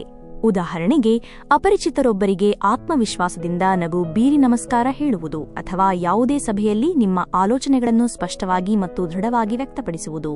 ನೀವು ಹೀಗೆ ಮಾಡಿದಾಗ ನಾನು ಸಮರ್ಥನಾಗಿದ್ದೇನೆ, ಭಯವಿದ್ದರೂ ನಾನು ಕಾರ್ಯನಿರ್ವಹಿಸಬಲ್ಲೆ ಎಂಬ ಸಂಕೇತವನ್ನು ನಿಮ್ಮ ಮೆದುಳಿಗೆ ನೀಡುತ್ತೀರಿ ಮತ್ತು ಇದೇ ಅಭ್ಯಾಸವು ನಿಮ್ಮ ಆತ್ಮವಿಶ್ವಾಸವನ್ನು ಬಲಪಡಿಸುತ್ತದೆ. ಶ್ವಾರ್ಟ್ಸ್ ಅವರು ಒಂದು ಬಹಳ ಆಸಕ್ತಿದಾಯಕ ಮಾತನ್ನು ಹೇಳುತ್ತಾರೆ. ಆತ್ಮವಿಶ್ವಾಸದಿಂದ ವರ್ತಿಸಿ, ಆಗ ನಿಮಗೆ ಆತ್ಮವಿಶ್ವಾಸವು ಮೂಡುತ್ತದೆ. ಇದರರ್ಥ ನೀವು ಮೊದಲು ಆತ್ಮವಿಶ್ವಾಸವುಳ್ಳವರಂತೆ ಕಾಣಬೇಕು, ಆಗ ನೀವು ಆಂತರಿಕವಾಗಿ ಆತ್ಮವಿಶ್ವಾಸವನ್ನು ಅನುಭವಿಸಲು ಪ್ರಾರಂಭಿಸುತ್ತೀರಿ. ಇದರರ್ಥ ನೀವು ನಕಲಿ ವ್ಯಕ್ತಿಯಾಗಬೇಕು ಎಂದಲ್ಲ. ಇದರರ್ಥ ನೀವು ಭಯವನ್ನು ವ್ಯಕ್ತಪಡಿಸದೆ ಆ ಭಯದ ಹೊರತಾಗಿಯೂ ಮುಂದೆ ಸಾಗಿರಿ. ಯಾವುದೇ ಪರಿಸ್ಥಿತಿಯಲ್ಲಿ ನೀವು ನಿಮ್ಮ ದೇಹ ಭಾಷೆಯನ್ನು ಆತ್ಮವಿಶ್ವಾಸದಿಂದ ಇರಿಸಿದಾಗ, ನೇರವಾದ ಬೆನ್ನು, ಕಣ್ಣಿನಲ್ಲಿ ಕಣ್ಣಿಟ್ಟು ಮಾತನಾಡುವುದು, ಸ್ಪಷ್ಟ ಮತ್ತು ಸ್ಥಿರ ಧ್ವನಿಯಲ್ಲಿ ಮಾತನಾಡುವುದು, ಆಗ ನಿಮ್ಮ ಎದುರಿಗಿರುವ ವ್ಯಕ್ತಿಯೂ ಸಹ ನಿಮ್ಮನ್ನು ಆತ್ಮವಿಶ್ವಾಸವುಳ್ಳವರು ಎಂದು ಭಾವಿಸುತ್ತಾನೆ. ಮತ್ತು ನಿಧಾನವಾಗಿ ನಿಮ್ಮ ಮಿದುಳು ಕೂಡ ಆ ಸಂಕೇತವನ್ನು ಒಪ್ಪಿಕೊಳ್ಳಲು ಪ್ರಾರಂಭಿಸುತ್ತದೆ.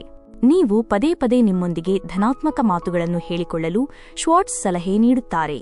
ನಾನು ಮಾಡಬಲ್ಲೆ, ನಾನು ಭಯಕ್ಕಿಂತ ದೊಡ್ಡವನು, ನಾನು ಮಾತನಾಡಬಲ್ಲೆ, ನಾನು ವಿಫಲನಾಗಲು ಬಂದಿಲ್ಲ, ಕಲಿಯಲು ಬಂದಿದ್ದೇನೆ. ಈ ಸಣ್ಣ ದೃಢೀಕರಣಗಳು ನಿಮ್ಮ ಮೆದುಳನ್ನು ಹೊಸದಾಗಿ ಪ್ರೋಗ್ರಾಂ ಮಾಡುತ್ತವೆ. ನಕಾರಾತ್ಮಕ ಸ್ವಯಂ ಸಂಭಾಷಣೆಗಳು: ನಾನು ಮಾಡಲಾರೆ, ಜನರು ಏನು ಯೋಚಿಸುತ್ತಾರೆ, ನಾನು ಚಿಕ್ಕವನು. ಇಂತಹ ಮಾತುಗಳು ನಿಮ್ಮ ಆತ್ಮವಿಶ್ವಾಸವನ್ನು ಒಳಗಿನಿಂದ ತಿಂದುಬಿಡುತ್ತವೆ. ಆದ್ದರಿಂದ ಅವುಗಳನ್ನು ಧನಾತ್ಮಕ ಸ್ವಯಂ ಸಂಭಾಷಣೆಗಳೊಂದಿಗೆ ಬದಲಾಯಿಸಿ. ಆತ್ಮವಿಶ್ವಾಸವನ್ನು ನಿರ್ಮಿಸಲು ಮತ್ತೊಂದು ಪ್ರಮುಖ ಮಾರ್ಗವೆಂದರೆ ಜ್ಞಾನ ಮತ್ತು ಸಿದ್ಧತೆ. ನಿಮಗೆ ಯಾವುದೇ ವಿಷಯದಲ್ಲಿ ಆತ್ಮವಿಶ್ವಾಸವಿಲ್ಲ ಎಂದು ಅನಿಸಿದಾಗ ಮೊದಲ ಹೆಜ್ಜೆ ಆ ವಿಷಯವನ್ನು ಚೆನ್ನಾಗಿ ಅರ್ಥಮಾಡಿಕೊಳ್ಳುವುದು. ನೀವು ಎಷ್ಟೇ ಹೆಚ್ಚು ಸಿದ್ಧರಾಗಿರುತ್ತೀರೋ ಅಷ್ಟೇ ಹೆಚ್ಚು ಆತ್ಮವಿಶ್ವಾಸವನ್ನು ಅನುಭವಿಸುತ್ತೀರಿ. ಪ್ರತಿ ಬಾರಿ ನಾವು ಯಾವುದೇ ಕೆಲಸಕ್ಕಾಗಿ ಉತ್ತಮವಾಗಿ ತಯಾರಾಗುವಾಗ ನಮ್ಮ ಆತಂಕವು ತಾನಾಗಿಯೇ ಕಡಿಮೆಯಾಗುತ್ತದೆ ಎಂದು ಶ್ವಾರ್ಟ್ಸ್ ಹೇಳುತ್ತಾರೆ. ಮತ್ತು ಇಲ್ಲಿ ಒಂದು ಶಕ್ತಿಯುತ ತಂತ್ರವಿದೆ: ದೃಶ್ಯೀಕರಣ. ನೀವು ಆ ಕೆಲಸವನ್ನು ಆತ್ಮವಿಶ್ವಾಸದಿಂದ ಮಾಡುತ್ತಿರುವಿರಿ ಎಂದು ಮಾನಸಿಕವಾಗಿ ಕಲ್ಪಿಸಿಕೊಳ್ಳಿ. ಉದಾಹರಣೆಗೆ, ನೀವು ಒಂದು ಕಾರ್ಯಕ್ರಮದಲ್ಲಿ ಮಾತನಾಡಬೇಕಿದ್ದರೆ ವೇದಿಕೆಯ ಮೇಲೆ ನಿಂತು ಶಾಂತವಾಗಿ ಮಾತನಾಡುತ್ತಿರುವಿರಿ, ಜನರು ಗಮನವಿಟ್ಟು ಕೇಳುತ್ತಿದ್ದಾರೆ ಮತ್ತು ನೀವು ಆತ್ಮವಿಶ್ವಾಸದಿಂದ ಇರುತ್ತೀರಿ ಎಂದು ನಿಮ್ಮನ್ನು ನೀವೇ ದೃಶ್ಯೀಕರಿಸಿ. ದೃಶ್ಯೀಕರಣವು ಮಿದುಳಿಗೆ ಒಂದು ಧನಾತ್ಮಕ ಸ್ಮರಣೆಯನ್ನು ನೀಡುತ್ತದೆ ಮತ್ತು ನಿಜವಾದ ಕ್ಷಣ ಬಂದಾಗ ಮಿದುಳು ಅದೇ ಚಿತ್ರವನ್ನು ನೆನಪಿಸಿಕೊಳ್ಳುತ್ತದೆ ಮತ್ತು ಆತ್ಮವಿಶ್ವಾಸವು ಹೆಚ್ಚಾಗುತ್ತದೆ. ಶ್ವಾರ್ಟ್ಸ್ ಒಂದು ಸಾಮಾನ್ಯ ತಪ್ಪು ಮಾಡುವ ಬಗ್ಗೆಯೂ ಮಾತನಾಡುತ್ತಾರೆ.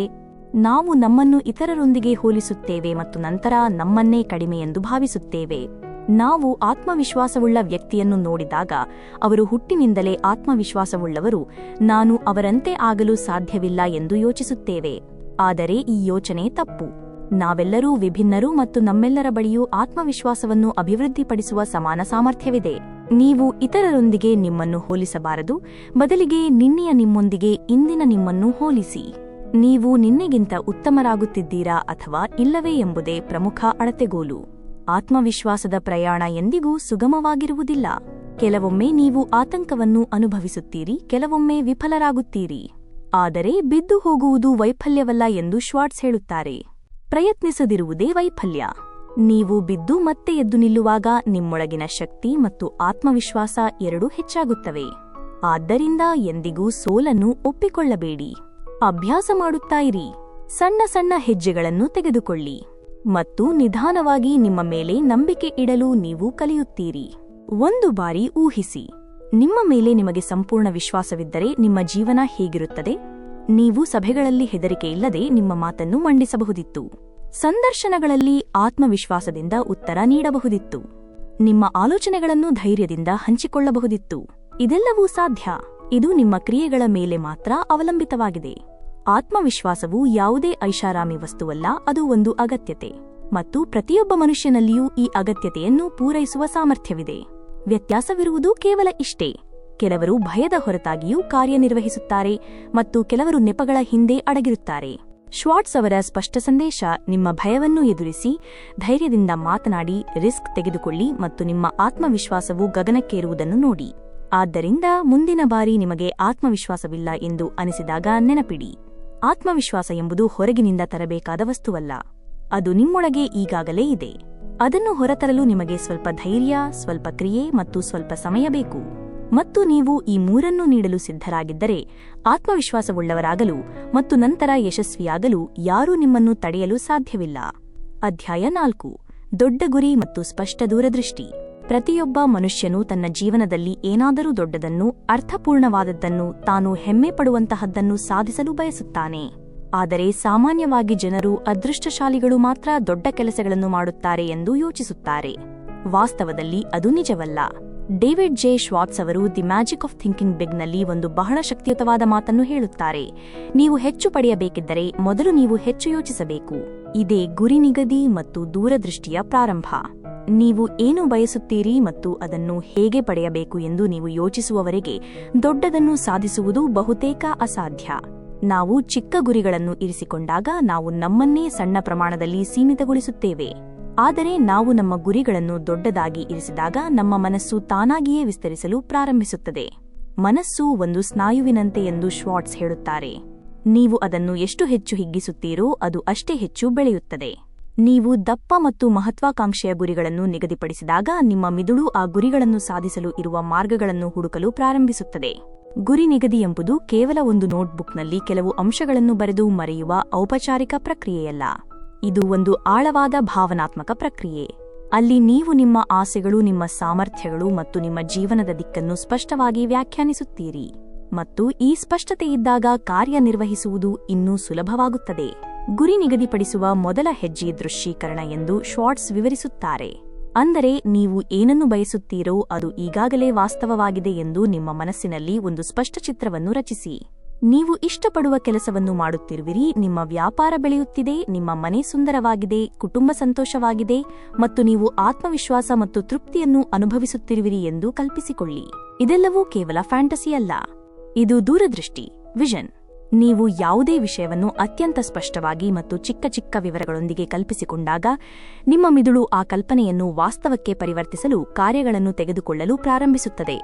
ದೃಶ್ಯೀಕರಣ ಮಾಡುವಾಗ ಕೇವಲ ಚಿತ್ರವನ್ನು ನೋಡುವುದು ಸಾಕಾಗುವುದಿಲ್ಲ, ಅದನ್ನು ಅನುಭವಿಸಬೇಕು ಕೂಡ. ಆ ಕ್ಷಣದ ಸಂತೋಷ, ಆ ಯಶಸ್ಸಿನ ಹೆಮ್ಮೆ, ಆ ಆಂತರಿಕ ತೃಪ್ತಿ ಎಲ್ಲವನ್ನೂ ನಿಮ್ಮ ಕಲ್ಪನೆಯಲ್ಲಿ ಅನುಭವಿಸಿ.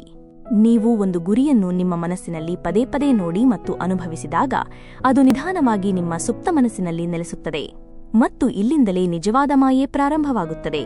ನಿಮ್ಮ ಸುಪ್ತ ಮನಸ್ಸು ನಿಮ್ಮನ್ನು ಆ ಗುರಿಯ ಕಡೆಗೆ ತಳ್ಳುತ್ತದೆ. ಆದರೆ ಕೇವಲ ಯೋಚಿಸುವುದು ಮತ್ತು ಕಲ್ಪಿಸಿಕೊಳ್ಳುವುದು ಮಾತ್ರ ಸಾಕಾಗುವುದಿಲ್ಲ. ದೂರದೃಷ್ಟಿಯನ್ನು ವಾಸ್ತವಕ್ಕೆ ಪರಿವರ್ತಿಸಲು ಒಂದು ಕಾಂಕ್ರೀಟ್, ದೃಢವಾದ ಯೋಜನೆಯೂ ಬಹಳ ಮುಖ್ಯ ಎಂದು ಶ್ವಾರ್ಟ್ಸ್ ಸ್ಪಷ್ಟವಾಗಿ ಹೇಳುತ್ತಾರೆ. ಅಂದರೆ ಒಂದು ಪ್ರಾಯೋಗಿಕ, ಸಮಯಬದ್ಧವಾದ ಯೋಜನೆ, ಅದರ ಮೇಲೆ ನೀವು ಪ್ರತಿದಿನ ಸ್ವಲ್ಪ ಸ್ವಲ್ಪ ಕೆಲಸ ಮಾಡಬಹುದು.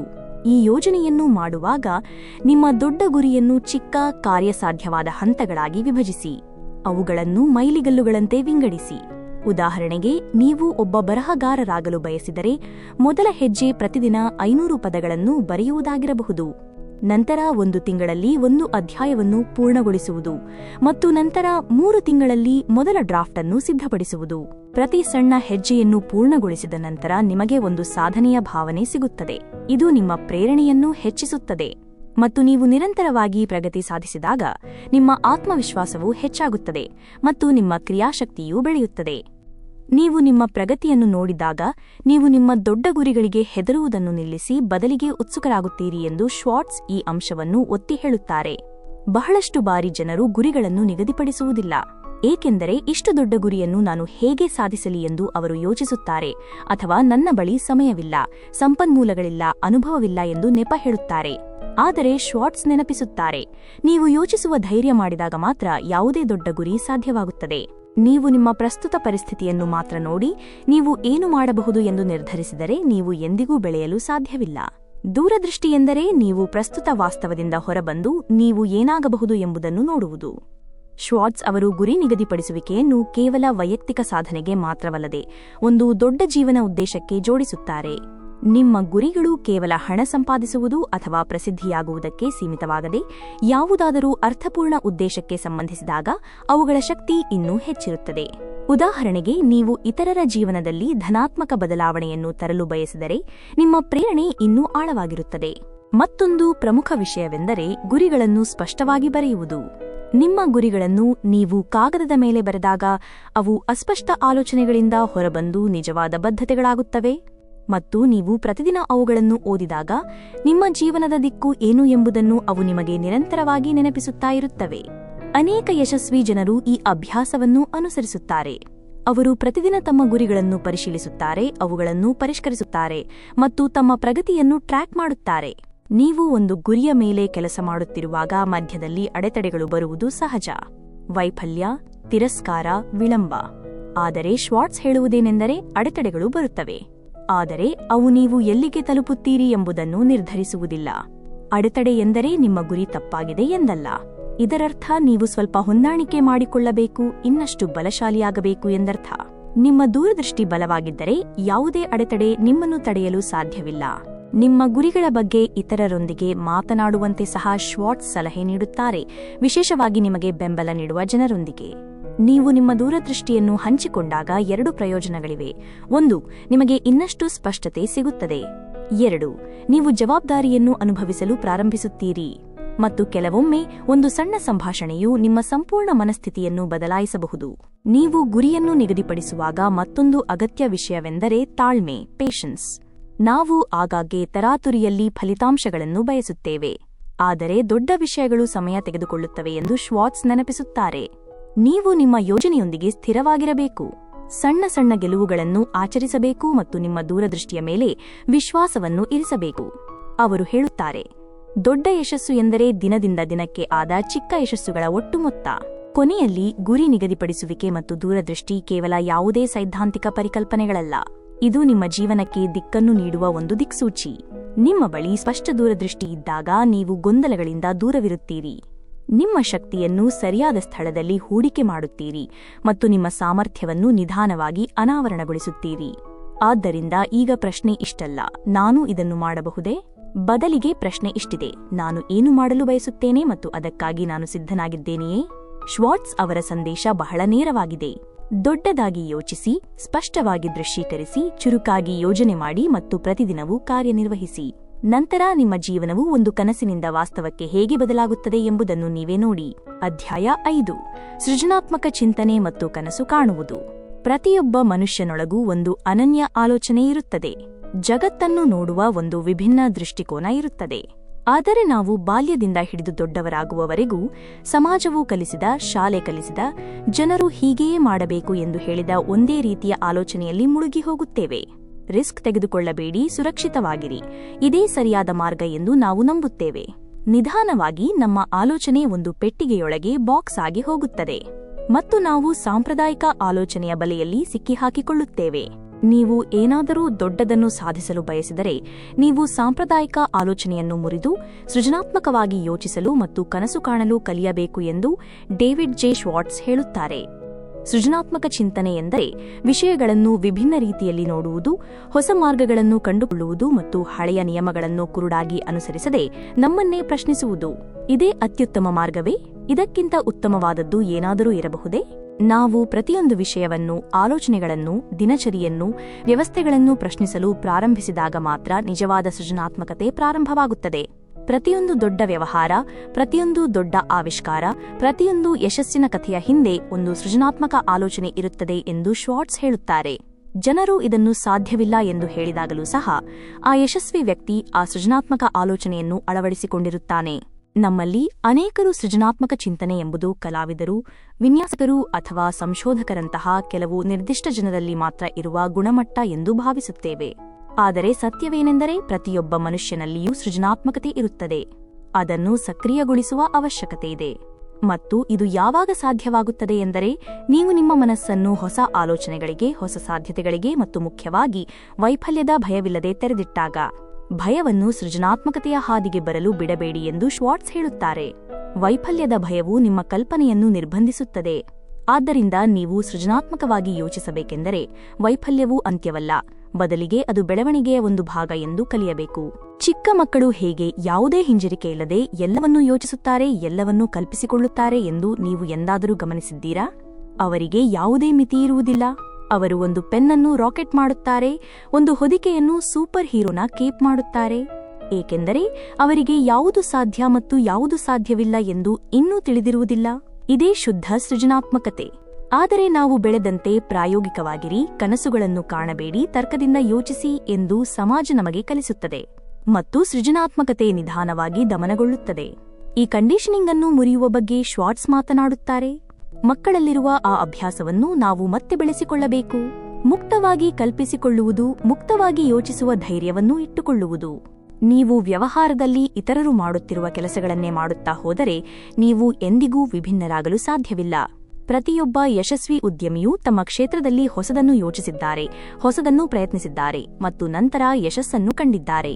ನೀವು ನಿಮ್ಮ ವ್ಯವಹಾರ ಅಥವಾ ವೃತ್ತಿಜೀವನದಲ್ಲಿ ಮುಂದೆ ಸಾಗಲು ಬಯಸಿದರೆ ನಿಮ್ಮ ಕೆಲಸವನ್ನು ಪ್ರತಿದಿನವೂ ಹೊಸ ರೀತಿಯಲ್ಲಿ ನೋಡುವ ಅಭ್ಯಾಸವನ್ನು ನೀವು ಬೆಳೆಸಿಕೊಳ್ಳಬೇಕು ಎಂದು ಶ್ವಾರ್ಟ್ಜ್ ಹೇಳುತ್ತಾರೆ. ನಾನು ಇದನ್ನು ಇನ್ನಷ್ಟು ಉತ್ತಮವಾಗಿ ಮಾಡಬಹುದೇ? ಹೆಚ್ಚು ಪರಿಣಾಮಕಾರಿಯಾದ ಇನ್ನೊಂದು ಮಾರ್ಗವಿದೆಯೇ? ಈ ಪ್ರಶ್ನೆಗಳು ನಿಮ್ಮನ್ನು ದಿನಚರಿಯಿಂದ ಹೊರಗೆ ತರುತ್ತವೆ ಮತ್ತು ಹೊಸ ಆವಿಷ್ಕಾರಗಳ ಕಡೆಗೆ ಕರೆದೊಯ್ಯುತ್ತವೆ. ಸೃಜನಾತ್ಮಕ ಆಲೋಚನೆ ಸಂಬಂಧಗಳಲ್ಲಿಯೂ ಅಷ್ಟೇ ಮುಖ್ಯ. ನಾವು ಸಾಮಾನ್ಯವಾಗಿ ನಮ್ಮ ಸಂಬಂಧಗಳನ್ನು ಕುಟುಂಬ, ಸ್ನೇಹಿತರು ಅಥವಾ ಪ್ರೀತಿಯ ಸಂಬಂಧಗಳನ್ನು ಒಂದು ಮಾದರಿಯಲ್ಲಿ ನಡೆಸುತ್ತೇವೆ. ಅದೇ ಮಾತುಕತೆಗಳು, ಅದೇ ಜಗಳಗಳು, ಅದೇ ತಪ್ಪು ತಿಳುವಳಿಕೆಗಳು. ನಿಮ್ಮ ಸಂಬಂಧಗಳನ್ನು ಬಲವಾಗಿ ಮತ್ತು ಉತ್ತೇಜಕವಾಗಿ ಮಾಡಲು ನೀವು ಸೃಜನಾತ್ಮಕವಾಗಿ ಯೋಚಿಸಬೇಕು ಎಂದು ಶ್ವಾರ್ಟ್ಜ್ ಸಲಹೆ ನೀಡುತ್ತಾರೆ. ಯಾರಿಗಾದರೂ ಅನಿರೀಕ್ಷಿತ ಅಚ್ಚರಿ ನೀಡುವುದು, ಯಾರೊಬ್ಬರ ಸಮಸ್ಯೆಯನ್ನು ವಿಭಿನ್ನ ದೃಷ್ಟಿಕೋನದಿಂದ ಅರ್ಥಮಾಡಿಕೊಳ್ಳುವುದು, ಯಾವುದೇ ಸಂಘರ್ಷವನ್ನು ಪರಿಹರಿಸಲು ಹೊಸ ವಿಧಾನವನ್ನು ಅಳವಡಿಸಿಕೊಳ್ಳುವುದು ಇವೆಲ್ಲವೂ ನಿಮ್ಮ ಭಾವನಾತ್ಮಕ ಬುದ್ಧಿಮತ್ತೆ ಮತ್ತು ಸೃಜನಾತ್ಮಕತೆಯ ಭಾಗವಾಗಿದೆ. ಜೀವನ ಯೋಜನೆಯಲ್ಲಿಯೂ ಸೃಜನಾತ್ಮಕತೆಯ ಪಾತ್ರ ಬಹಳ ದೊಡ್ಡದು. ಬಹಳಷ್ಟು ಜನರು ಒಂದೇ ಟೆಂಪ್ಲೇಟ್ ಪ್ರಕಾರ ಬದುಕುತ್ತಾರೆ. ಓದಿ, ಕೆಲಸಕ್ಕೆ ಸೇರಿ, ಮದುವೆಯಾಗಿ, ಇಎಂಐಗಳನ್ನು ಪಾವತಿಸಿ ಮತ್ತು ನಂತರ ಸಮಯ ಕಳೆಯಿರಿ. ಶ್ವಾರ್ಟ್ಜ್ ಅವರು ಈ ಚಕ್ರವನ್ನು ಪ್ರಶ್ನಿಸುವ ಬಗ್ಗೆ ಮಾತನಾಡುತ್ತಾರೆ. ಇದೇ ನಿಮ್ಮ ಕನಸಿನ ಜೀವನವೇ ಅಥವಾ ನೀವು ಏನಾದರೂ ವಿಭಿನ್ನವಾಗಿ ಬಯಸುತ್ತೀರಾ? ಒಬ್ಬ ವಾಸ್ತುಶಿಲ್ಪಿಯು ತನ್ನ ಕನಸಿನ ಕಟ್ಟಡವನ್ನು ನಿರ್ಮಿಸುವಂತೆ ನಿಮ್ಮ ಜೀವನವನ್ನು ನೀವೇ ವಿನ್ಯಾಸಗೊಳಿಸಲು ನೀವು ಬಯಸಿದರೆ ನಿಮಗೆ ಸೃಜನಾತ್ಮಕತೆ ಬೇಕು. ಯಾವುದೇ ಮಿತಿ ಇಲ್ಲದಿದ್ದರೆ ನಾನು ಏನು ಮಾಡಲು ಬಯಸುತ್ತೇನೆ ಎಂದು ನಿಮ್ಮನ್ನೇ ಕೇಳುವ ಧೈರ್ಯವನ್ನು ಸೃಜನಾತ್ಮಕ ಚಿಂತನೆ ನಿಮಗೆ ನೀಡುತ್ತದೆ. ನನ್ನ ಕೆಲಸವನ್ನು ನಾನು ಉತ್ತೇಜಕವಾಗುವಂತೆ ಬದಲಾಯಿಸಬಹುದೇ? ನನ್ನ ಮೌಲ್ಯಗಳು ಮತ್ತು ಆಸೆಗಳಿಗೆ ಹೊಂದಿಕೆಯಾಗುವಂತಹ ಜೀವನ ಶೈಲಿಯನ್ನು ನಾನು ರಚಿಸಬಹುದೇ? ಸೃಜನಾತ್ಮಕ ಚಿಂತನೆಗೆ ಮತ್ತೊಂದು ಅಗತ್ಯ ಅಂಶವೆಂದರೆ ಕುತೂಹಲವನ್ನು ಕಾಪಾಡಿಕೊಳ್ಳುವುದು ಎಂದು ಶ್ವಾರ್ಟ್ಜ್ ಹೇಳುತ್ತಾರೆ. ಅಂದರೆ ಪ್ರತಿಯೊಂದು ವಿಷಯದಲ್ಲಿ ಆಸಕ್ತಿ ತೆಗೆದುಕೊಳ್ಳಿ. ಹೊಸ ಜನರನ್ನು ಭೇಟಿಯಾಗಿ, ವಿವಿಧ ವಿಷಯಗಳ ಬಗ್ಗೆ ಓದಿ, ಗಮನಿಸಿ. ನೀವು ನಿಮ್ಮ ಮಿದುಳಿಗೆ ಹೊಸ ಒಳಹರಿವುಗಳನ್ನು ನೀಡಿದಾಗ ಅದು ಸಹಜವಾಗಿ ಹೊಸ ಆಲೋಚನೆಗಳನ್ನು ಸೃಷ್ಟಿಸುತ್ತದೆ. ಸೃಜನಾತ್ಮಕತೆ ಎಂದಿಗೂ ಖಾಲಿ ಮನಸ್ಸಿನಲ್ಲಿ ಬರುವುದಿಲ್ಲ. ಅದಕ್ಕೆ ಇಂಧನ ಬೇಕು, ಮತ್ತು ಆ ಇಂಧನವೇ ಕುತೂಹಲ, ಪರಿಶೋಧನೆ ಮತ್ತು ಪ್ರಯೋಗ. ನಾನು ಈಗಾಗಲೇ ಸಾಕಷ್ಟು ತಿಳಿದಿದ್ದೇನೆ ಎಂಬ ಮನೋಭಾವವನ್ನು ನೀವು ತ್ಯಜಿಸಬೇಕು ಎಂದು ಶ್ವಾರ್ಟ್ಜ್ ಹೇಳುತ್ತಾರೆ. ನೀವು ಎಲ್ಲವನ್ನೂ ತಿಳಿದಿದ್ದೀರಿ ಎಂದು ಒಪ್ಪಿಕೊಂಡಾಗ ನೀವು ಕಲಿಯುವುದನ್ನು ನಿಲ್ಲಿಸಿಬಿಡುತ್ತೀರಿ. ಅತ್ಯಂತ ಯಶಸ್ವಿ ಮತ್ತು ಸೃಜನಾತ್ಮಕ ಜನರು ಯಾವಾಗಲೂ ಕಲಿಯುತ್ತಲೇ ಇರುತ್ತಾರೆ. ಅವರು ಹೊಸ ದೃಷ್ಟಿಕೋನಗಳನ್ನು ಕೇಳುತ್ತಾರೆ, ತಮ್ಮ ಅಭಿಪ್ರಾಯಗಳನ್ನು ಸವಾಲು ಮಾಡುತ್ತಾರೆ ಮತ್ತು ತಮ್ಮನ್ನೇ ಉತ್ತಮ ಆವೃತ್ತಿಗಳಾಗಿ ರೂಪಿಸಿಕೊಳ್ಳುತ್ತಾರೆ. ಒಂದು ಸೃಜನಾತ್ಮಕ ಮನಸ್ಸು ಯಾವಾಗಲೂ ಒಬ್ಬ ಕಲಿಯುವವರಂತೆ ಯೋಚಿಸುತ್ತದೆ. ಸೃಜನಾತ್ಮಕ ಕನಸು ಕಾಣುವಿಕೆಯಲ್ಲಿ ಮತ್ತೊಂದು ಆಸಕ್ತಿದಾಯಕ ವಿಷಯವೆಂದರೆ ದೃಶ್ಯೀಕರಣ. ನೀವು ನಿಮ್ಮ ಕನಸುಗಳನ್ನು ದೃಶ್ಯೀಕರಿಸಿದಾಗ, ನಿಮ್ಮ ಮನಸ್ಸಿನಲ್ಲಿ ಸ್ಪಷ್ಟ ಚಿತ್ರವನ್ನು ರಚಿಸಿದಾಗ, ಆ ಕನಸುಗಳು ವಾಸ್ತವಕ್ಕೆ ಹತ್ತಿರವಾಗುತ್ತವೆ ಎಂದು ಶ್ವಾರ್ಟ್ಜ್ ಹೇಳುತ್ತಾರೆ. ಆದರೆ ಆ ದೃಶ್ಯೀಕರಣದಲ್ಲಿಯೂ ಸೃಜನಾತ್ಮಕತೆ ಬೇಕು. ನೀವು ಭಯವಿಲ್ಲದೆ ನಿಮ್ಮ ಆಲೋಚನೆಗಳನ್ನು ಅನುಸರಿಸಲು ಸಾಧ್ಯವಾದರೆ ನಿಮ್ಮ ಜೀವನ ಹೇಗೆ ಕಾಣುತ್ತದೆ ಎಂದು ಕಲ್ಪಿಸಿಕೊಳ್ಳಿ. ನೀವು ಎಲ್ಲಿದ್ದೀರಿ? ಏನು ಮಾಡುತ್ತಿರುವಿರಿ? ಹೇಗೆ ಅನುಭವಿಸುತ್ತಿರುವಿರಿ? ಈ ಚಿತ್ರಗಳು ನಿಮ್ಮೊಳಗೆ ಉತ್ಸಾಹ ಮತ್ತು ಶಕ್ತಿಯನ್ನು ತುಂಬುತ್ತವೆ. ಅದು ನಿಮ್ಮನ್ನು ಕ್ರಿಯೆಯ ಕಡೆಗೆ ತಳ್ಳುತ್ತದೆ. ಈಗ ಸೃಜನಾತ್ಮಕ ಚಿಂತನೆಯನ್ನು ದೈನಂದಿನ ಜೀವನದಲ್ಲಿ ಹೇಗೆ ತರಬೇಕು? ಶ್ವಾರ್ಟ್ಜ್ ಕೆಲವು ಪ್ರಾಯೋಗಿಕ ಹಂತಗಳನ್ನು ಹೇಳುತ್ತಾರೆ. ಮೊದಲನೆಯದಾಗಿ, ನಿಮ್ಮ ಆರಾಮ ವಲಯದಿಂದ ಹೊರಬನ್ನಿ. ನೀವು ಈ ಮೊದಲು ಎಂದಿಗೂ ಮಾಡದಂತಹ ಕೆಲಸವನ್ನು ಮಾಡಿ. ಯಾವುದೇ ಹೊಸ ವಿಷಯದ ಬಗ್ಗೆ ಓದಿ, ಹೊಸ ವ್ಯಕ್ತಿಯೊಂದಿಗೆ ಮಾತನಾಡಿ, ಹೊಸ ಸ್ಥಳಕ್ಕೆ ಭೇಟಿ ನೀಡಿ. ಎರಡನೆಯದಾಗಿ, ಪ್ರತಿ ಸಮಸ್ಯೆಯನ್ನು ಒಂದು ಅವಕಾಶವಾಗಿ ನೋಡಿ. ಹೊಸದನ್ನು ಯೋಚಿಸಲು ಮತ್ತು ಪ್ರಯತ್ನಿಸಲು ಸಿಕ್ಕಿದ ಅವಕಾಶ ಎಂದು ಭಾವಿಸಿ. ಮೂರನೆಯದಾಗಿ, ಬ್ರೈನ್ ಸ್ಟಾರ್ಮಿಂಗ್ ಅನ್ನು ಒಂದು ಅಭ್ಯಾಸವನ್ನಾಗಿ ಮಾಡಿಕೊಳ್ಳಿ. ಪ್ರತಿದಿನ ನಿಮ್ಮ ಗುರಿಗಳು ಅಥವಾ ಸಮಸ್ಯೆಗಳ ಮೇಲೆ ಕುಳಿತು 5 ರಿಂದ 10 ಆಲೋಚನೆಗಳನ್ನು ಯೋಚಿಸಿ. ಅವು ಹಾಸ್ಯಾಸ್ಪದವಾಗಿದ್ದರೂ ಚಿಂತೆಯಿಲ್ಲ. ಮತ್ತು ನಾಲ್ಕನೆಯದಾಗಿ, ಇತರರ ಆಲೋಚನೆಗಳನ್ನು ತಿರಸ್ಕರಿಸುವ ಮೊದಲು ಅವುಗಳನ್ನು ಅರ್ಥಮಾಡಿಕೊಳ್ಳಿ. ಏಕೆಂದರೆ ನಾವು ನಿರೀಕ್ಷಿಸದ ಸ್ಥಳದಿಂದಲೂ ಕೆಲವೊಮ್ಮೆ ಸ್ಫೂರ್ತಿ ಬರುತ್ತದೆ. ಸೃಜನಾತ್ಮಕ ಚಿಂತನೆ ಮತ್ತು ಕನಸು ಕಾಣುವಿಕೆಯ ನಿಜವಾದ ಸೌಂದರ್ಯ ಇದೆ. ಇದು ನಿಮ್ಮನ್ನು ಮಿತಿಗಳಿಂದ ಮುಕ್ತತೆಯ ಕಡೆಗೆ ಕರೆದೊಯ್ಯುತ್ತದೆ. ವಿಭಿನ್ನವಾಗಿ ಯೋಚಿಸಿದವರು, ಧೈರ್ಯದಿಂದ ಕನಸು ಕಂಡವರು ಮತ್ತು ಸಾಂಪ್ರದಾಯಿಕವಲ್ಲದ ಮಾರ್ಗಗಳನ್ನು ಅಳವಡಿಸಿಕೊಂಡವರನ್ನು ಮಾತ್ರ ಜಗತ್ತು ನೆನಪಿಸಿಕೊಳ್ಳುತ್ತದೆ ಎಂದು ಶ್ವಾರ್ಟ್ಜ್ ಹೇಳುತ್ತಾರೆ. ಮತ್ತು ಅಂತಹ ಜನರು ಅಭ್ಯಾಸದಿಂದ, ಧೈರ್ಯದಿಂದ ಮತ್ತು ಎಲ್ಲಕ್ಕಿಂತ ಮುಖ್ಯವಾಗಿ ನಾನು ವಿಭಿನ್ನವಾಗಿ ಏನಾದರೂ ಮಾಡಬಲ್ಲೆ ಎಂಬ ನಂಬಿಕೆಯಿಂದ ರೂಪುಗೊಳ್ಳುತ್ತಾರೆ. ಆದ್ದರಿಂದ ನಿಮ್ಮ ಜೀವನವು ಕೇವಲ ಬದುಕುಳಿಯುವಿಕೆಗಾಗಿ ಮಾತ್ರ ಆಗಬಾರದು, ಬದಲಿಗೆ ಒಂದು ಸೃಜನಾತ್ಮಕ ಅಭಿವ್ಯಕ್ತಿಯಾಗಬೇಕೆಂದು ನೀವು ಬಯಸಿದರೆ ಇಂದಿನಿಂದಲೇ ನಿಮ್ಮನ್ನೇ ಈ ಪ್ರಶ್ನೆಗಳನ್ನು ಕೇಳಿ. ನಾನು ಎಲ್ಲರೂ ಮಾಡುತ್ತಿರುವ ಕೆಲಸವನ್ನೇ ಮಾಡುತ್ತಿದ್ದೇನೆಯೇ? ನಾನು ನನ್ನ ಕಲ್ಪನೆಯನ್ನು ಮುಕ್ತವಾಗಿ ಅನ್ವೇಷಿಸುತ್ತಿದ್ದೇನೆಯೇ? ಮತ್ತು ನಾನು ನನ್ನ ಕನಸುಗಳನ್ನು ಹೊಸ ದೃಷ್ಟಿಕೋನದಿಂದ ನೋಡುತ್ತಿದ್ದೇನೆಯೇ? ನೀವು ಈ ಪ್ರಶ್ನೆಗಳಿಗೆ ಪ್ರಾಮಾಣಿಕವಾಗಿ ಉತ್ತರಿಸಲು ಪ್ರಾರಂಭಿಸಿದಾಗ ನೀವು ನಿಜವಾಗಿಯೂ ಸೃಜನಾತ್ಮಕವಾಗಿ ಯೋಚಿಸಲು ಮತ್ತು ಕನಸು ಕಾಣಲು ಪ್ರಾರಂಭಿಸುತ್ತೀರಿ, ಮತ್ತು ಅಲ್ಲಿಂದಲೇ ಒಂದು ಅಸಾಧಾರಣ ಜೀವನದ ಪಯಣ ಪ್ರಾರಂಭವಾಗುತ್ತದೆ. ಆತ್ಮೀಯ ವೀಕ್ಷಕರೇ, ಡೇವಿಡ್ ಜೆ ಶ್ವಾರ್ಟ್ಸ್ ಅವರ the magic of thinking big ಪುಸ್ತಕದ ಪ್ರಮುಖ ವಿಚಾರಗಳ ವಿಶ್ಲೇಷಣೆಯನ್ನು ಇಲ್ಲಿಗೆ ಮುಕ್ತಾಯಗೊಳಿಸುತ್ತಿದ್ದೇವೆ. ಈ ಸಾರಾಂಶವು ನಿಮ್ಮ ಆಲೋಚನೆಯ ಪೆಟ್ಟಿಗೆಯನ್ನು ಒಡೆದು ನಿಮ್ಮ ಸಾಮರ್ಥ್ಯಗಳನ್ನು ಅರಿತುಕೊಳ್ಳಲು, ನೆಪಗಳನ್ನು ಮೀರಿ ಕಾರ್ಯನಿರ್ವಹಿಸಲು, ಆತ್ಮವಿಶ್ವಾಸವನ್ನು ಬೆಳೆಸಲು ಮತ್ತು ದೊಡ್ಡ ಗುರಿಗಳನ್ನು ನಿಗದಿಪಡಿಸಲು ನಿಮಗೆ ಸ್ಫೂರ್ತಿ ನೀಡಿದೆ ಎಂದು ನಾವು ನಂಬುತ್ತೇವೆ. ನೆನಪಿಡಿ, ಜೀವನದಲ್ಲಿ ದೊಡ್ಡದಾಗಿ ಯೋಚಿಸುವುದು ಎಂದರೆ ಗಾಳಿಯಲ್ಲಿ ಕೋಟೆಯನ್ನು ಕಟ್ಟುವುದಲ್ಲ, ಬದಲಿಗೆ ಅದು ನಿಮ್ಮ ವಾಸ್ತವವನ್ನು ಬದಲಾಯಿಸುವ ಸಾಮರ್ಥ್ಯವಿರುವ ಒಂದು ನಂಬಿಕೆ ಮತ್ತು ಕ್ರಿಯೆಯ ವ್ಯವಸ್ಥೆ. ಈ ವಿಶ್ಲೇಷಣೆಯು ನಿಮಗೆ ಸಹಾಯಕವಾಗಿದ್ದರೆ ದಯವಿಟ್ಟು ವಿಡಿಯೋವನ್ನು ಲೈಕ್ ಮಾಡಿ. ನಿಮ್ಮ ಅಭಿಪ್ರಾಯಗಳು ಮತ್ತು ನೀವು ಸಾಧಿಸಲು ಬಯಸುವ ದೊಡ್ಡ ಕನಸುಗಳ ಬಗ್ಗೆ ಕಾಮೆಂಟ್ ಬಾಕ್ಸ್ನಲ್ಲಿ ಹಂಚಿಕೊಳ್ಳಿ. ನೀವು ನಮ್ಮ ಚಾನೆಲ್ಗೆ ಇನ್ನೂ ಸಬ್ಸ್ಕ್ರೈಬ್ ಮಾಡಿಲ್ಲದಿದ್ದರೆ ಇದೇ ರೀತಿಯ ಅಮೂಲ್ಯ ಮಾಹಿತಿಗಾಗಿ ಆಡಿಯೋ ಇನ್ಸೈಟ್ಸ್ಗೆ ಸಬ್ಸ್ಕ್ರೈಬ್ ಮಾಡಿ. ನಾವು ದೊಡ್ಡದಾಗಿ ಯೋಚಿಸುತ್ತಲೇ ಇರೋಣ, ಬಲವಾಗಿ ನಂಬುತ್ತಲೇ ಇರೋಣ ಮತ್ತು ಪ್ರತಿದಿನವೂ ಪ್ರಗತಿಯ ಕಡೆಗೆ ಒಂದು ಹೆಜ್ಜೆ ಇಡುತ್ತಲೇ ಇರೋಣ. ಮತ್ತೊಮ್ಮೆ ಭೇಟಿಯಾಗೋಣ. ಅಲ್ಲಿಯವರೆಗೆ ಧನ್ಯವಾದಗಳು.